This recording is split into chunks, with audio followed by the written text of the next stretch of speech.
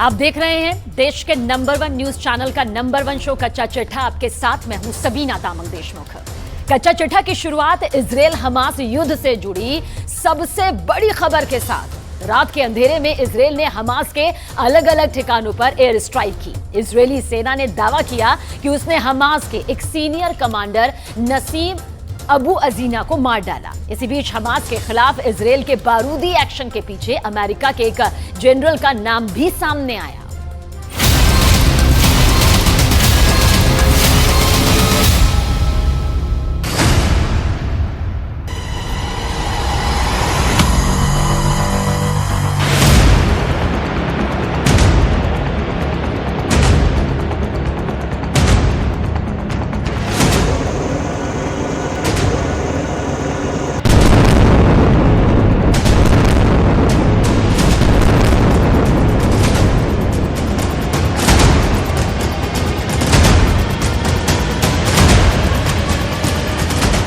Israel के हमले में हमास का एंटी टैंक मिसाइल ठिकाना तबाह।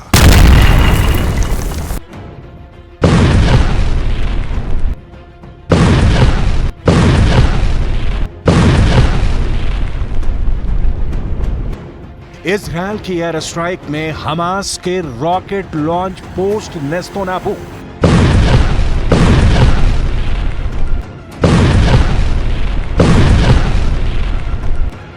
इजरायल ने हवाई हमला कर हमास का मिलिट्री कंपाउंड उड़ा डाला।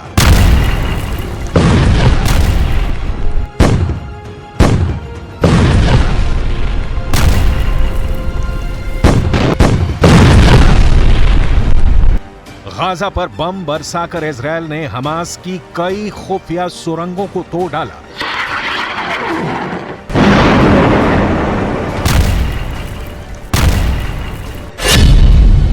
दावा किया जा रहा है कि गाजा पर हर मिनट एक हमला कर रहा है इजरायल। 60 सेकंड पूरा होते होते हमास के ठिकाने पर बम बरस पड़ते हैं। 1 मिनट के पूरा होते ही इजरायल का दूसरा हमला हो जाता है।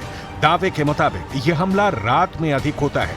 गाजा में रात का एक एक मिनट नए धमाके के साथ गुजरता है।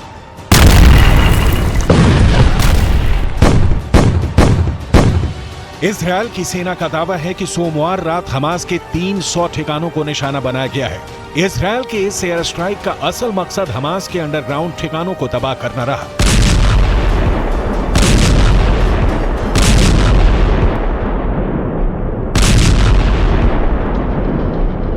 हमास के साथ साथ रूस के राष्ट्रपति व्लादिमीर पुतिन ने हमास इजरायल युद्ध में जो कुछ हो रहा है उसके लिए अमेरिका को जिम्मेदार ठहराया है। हमास का दावा है कि वो चाहे इजरायल का हवाई हमला हो, हमास के खिलाफ इजरायल का ग्राउंड अटैक का प्लान हो, हमास के ठिकानों पर इजरायल का सर्जिकल स्ट्राइक हो, इन सब में अमेरिका का बहुत बड़ा हाथ है। Четко понимать, кто в реальности стоит за трагедией народов Ближнего Востока и в других регионах мира. Кто организует смертоносный хаос, кому он выгоден.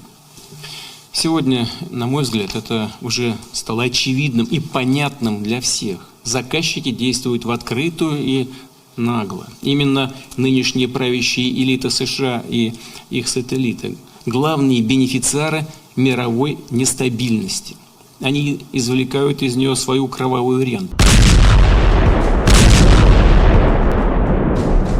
सुना आपने, पुतिन गाजा युद्ध के लिए सीधे सीधे अमेरिका पर उंगली उठा रहे हैं। पुतिन ने आरोप लगाया है कि इजरायल हमास जंग में पर्दे के पीछे से अमेरिका का हाथ है। रूस और यूक्रेन युद्ध में भी पर्दे के पीछे से सबसे बड़ा रोल अमेरिका का रहा है। चीन और ताइवान के बीच जो तनाव बढ़ा हुआ है उसमें भी पर्दे के पीछे से अमेरिका की बड़ी भूमिका रही है। За трагедию палестинцев и за бойни на Ближнем Востоке в целом, за конфликтом на Украине, за многими другими конфликтами в мире, в Афганистане, Ираке, Сирии и так далее, стоят правящие элиты США и их сателлиты. Это уже очевидно для всех.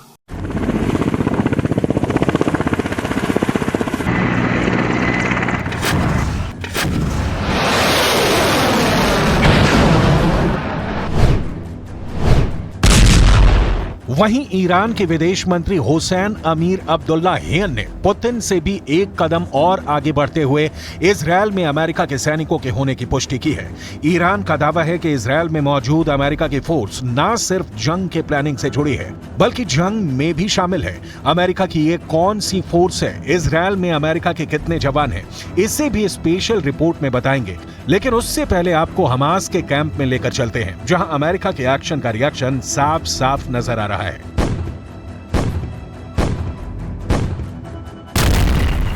हमास के सीनियर मेंबर अली बराके का कहना है कि हमास इजरायल युद्ध के बीच अमेरिका की बड़ी भागीदारी की उम्मीद नहीं थी। अली बराके ने अपने एक इंटरव्यू में कहा है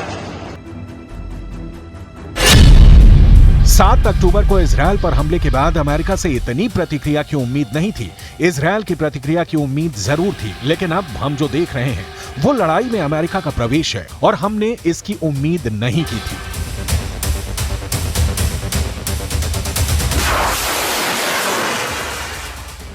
दावे के मुताबिक इजरायल का प्लान है कि हमास पर इतना बड़ा हमला हो जो हमास को जड़ से खत्म कर दे। सेना के सीनियर ऑफिसर को हमास का सब कुछ खत्म करने का टारगेट दिया गया है। दावे के मुताबिक इजरायल के गाजा पर जमीनी हमले का टारगेट हमास और इस्लामिक जिहाद के नेटवर्क को तोड़ना है, उनके ठिकानों को तबाह करना है, उनकी ताकत को मिट्टी में मिलाना है।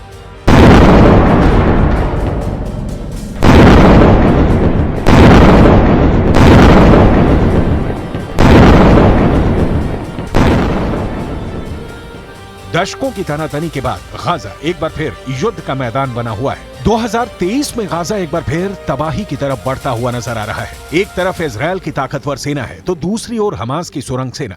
इजरायल के साथ अमेरिका है तो हमास के पीछे ईरान। लेकिन दावा तो यह है कि अमेरिका की मदद से इजरायल ने गाजा विलय का प्लान तैयार कर लिया है।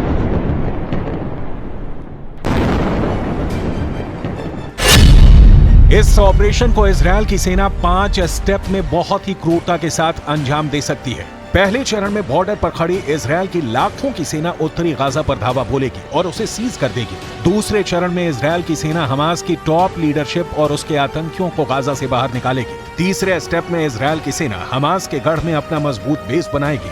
चौथे चरण में इजरायल की सेना हमास को खत्म करने के लिए पिन पॉइंट यानी सटीक हमले करेगी और 5वां चरण अगले 5 साल तक चलता रहेगा।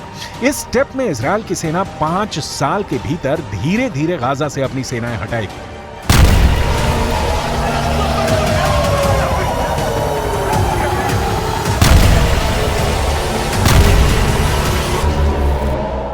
रही बात इजरायल को अमेरिका की तरफ से मिल रही मदद की, तो इसकी शुरुआत युद्ध छेड़ने के फौरन बाद से ही हो गई थी।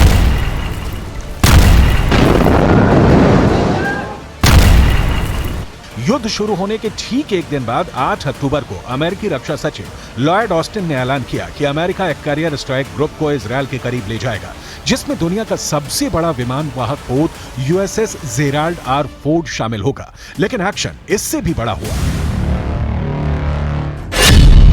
अमेरिका ने अपने 2 परमाणु एयरक्राफ्ट कैरियर को इजरायल के पास भूमध्य सागर में भेज दिया। इनके नाम है यूएसएस जेराल्ड आर फोर्ड और USS Eisenhower. USS Gerald R Ford के साथ 12 स्ट्राइक ग्रुप होता है, वहीं यूएसएस आइजनहावर के साथ 2 स्ट्राइक ग्रुप होता है जो हमला करने में मास्टर होते हैं। इनके साथ मिसाइलों से लैस और भी कई घातक युद्धपोत भूमध्य सागर में इजरायल के पास पहुंचे हैं। इसके साथ मिसाइलों से लैस जहाजों का पूरा बेड़ा चलता है।